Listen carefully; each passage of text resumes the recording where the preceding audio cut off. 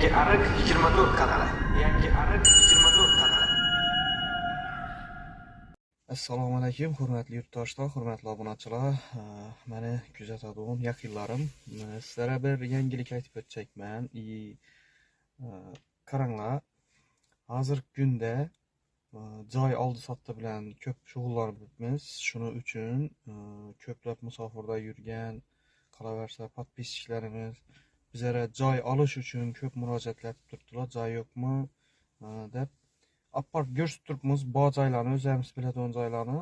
Endi klientning har kimni deydi har xil. Shuning uchun do'stlar, agarda kimda sotiladigan joy bo'ladi bo'lsa, sotsak puli birga bo'lsa, bemalol bizga reklama aytishlaringiz mumkin. Agar joy yana olacak bo'lib birga bo'lsa, ular ham bizga aytsalar yoki bo'lmasa murojaat etsalar, o'zlarining didine qarab joy topib beramiz.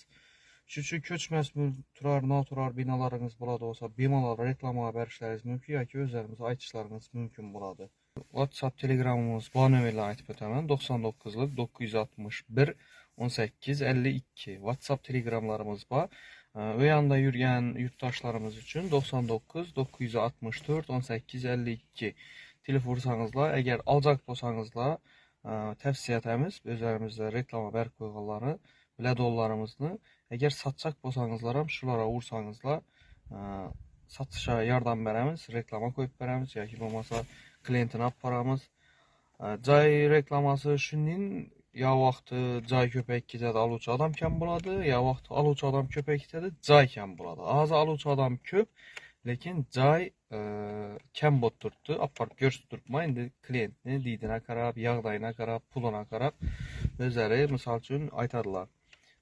Kimedir 150, 200, 300 milyonluk joy kerak bo'ladi, kimedir 400, 500 milyonluk.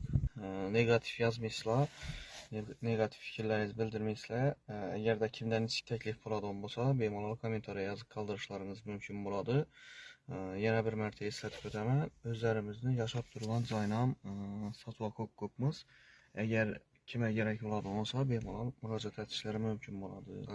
Urgancha ko'chakmiz, shuning uchun sotib ko'pmiz do'stlar.